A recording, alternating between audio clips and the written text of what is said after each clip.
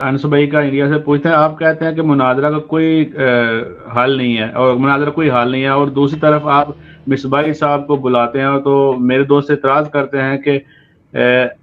بٹھانا ہے تو کسی اسٹرانگ بندے کے ساتھ بیٹھنا ہے تو۔ جی دوست آپ اس لیے اعتراض کرتے ہیں نا کہ آپ دوستوں کی باتیں سنتے ہیں نا، جس طرح کافر ملکوں میں مسلمان کہتے ہیں جی یہود و نصارہ اعتراض کرتے ہیں، بھئی کریں گے، تم نے قرآن پڑھا ہی نہیں ہوا، جب تمہیں پتہ ہی نہیں ہے تو تم سے وہ قرآن کے بارے میں کوئی ایسی بات کریں گے تو تمہیں تو پتہ ہی نہیں ہوگی کہ قرآن کا تو مقدمہ تم نے سنا ہی نہیں ہوا، تم نے تو اپنے یہود و نصارہ دوستوں کا مقدمہ سنا ہوا ہے۔ ادھر یہ بھی بھائی جو یہ بات کر رہے ہیں ان کو یہ پتا ہونا چاہیے کہ ان کے کہنے پہ نہ کریں، آپ وہ پوری میری گفتگو سنیں میں نے کیا بات کی ہے، میرا مقدمہ اپنی جگہ پہ ہے، میں نے پہلے دن سے یہ بات کی ہوئی ہے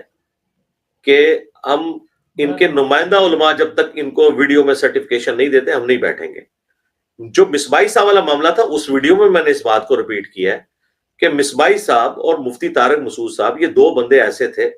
جن سے میں 5-6 سال پہلے ایک کمٹمنٹ کر بیٹھا تھا،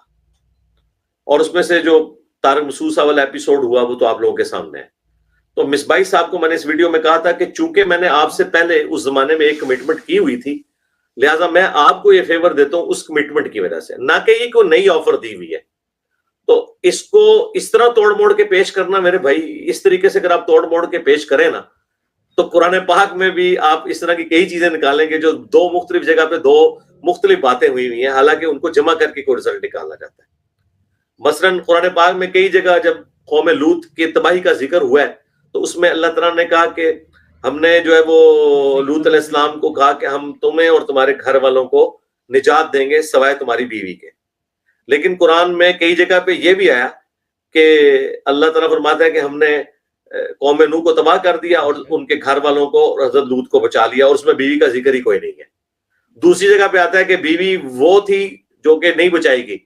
اور ایک جگہ پہ آیا کہ ان کے گھر والوں کو بچا لیا گیا۔ اب ادھر سے تو لگتا ہے کہ بیوی بھی بچ گئی ہوگی، لیکن دوسری آیت کو جب جمع کرتے ہیں تو آپ کو پتا چلتا ہے کہ نہیں۔ اب آپ اللہ تعالیٰ سے یہ کہیں گے کہ نہیں ہر دفعہ تجھے ساتھ ذکر کرنا چاہیے تھا سوائے بیوی کے، سوائے بیوی کے، وہ بھائی اس طرح نہیں ہوتا دنیا میں، ٹوٹالٹی میں ہوتا ہے۔ تو میں نے اس ویڈیو میں حالانکہ ذکر کیا ہوا ہے کہ آپ سے پرانی کمٹمنٹ تھی، تو اس لیے میں نے اس کمٹمنٹ کو آپ کے لیے کہا، اور مناظرے کے لیے نہیں بلایا بھائی، انہوں نے کہا تھا کبھی بلانا ہمیں بھی، ہم بھی اپنی بات سامنے رکھیں گے، مناظرے کے لیے بلایا، ملاقات کے لیے بلایا تھا۔ اور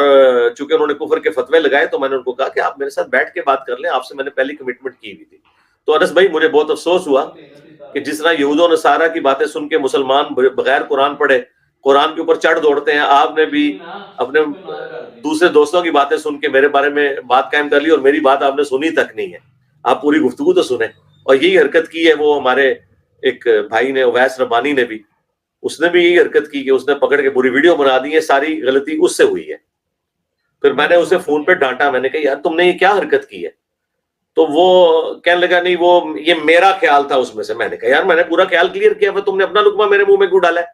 میں نے کہا یہ بات کی ہوئی ہے، تمہیں پتہ ہے کہ میں نے یہ کہا تھا کہ اس سے پرانی کمٹمنٹ تھی، میں اس طرح نہیں کسی کے ساتھ ملتا، تو تم نے جان بوجھ کے اپنا لقمہ میرے منہ میں ڈالا۔ تو میں نے اسے فون پہ کافی ڈانٹا تھا اس واقعے کے اوپر کہ تم نے جو حرکت کی۔ میں نے تو ڈانٹنے پہ اکتفا کیا اور کوئی ویڈیو نہیں اس کے اوپر بنائی، اور یہ بھی چونکہ ابھی آپ کا واقعہ آیا تو مجھے اس سے ذہن میں آ گیا کہ یہ ساری شرارت اس کی وجہ سے ہوئی۔ لیکن جو انہوں نے دوسرے مفتی کا یا مفتیوں کا ذکر کیا، انہوں نے تو پکڑ کے وی لاگ بنا کے اویس ربانی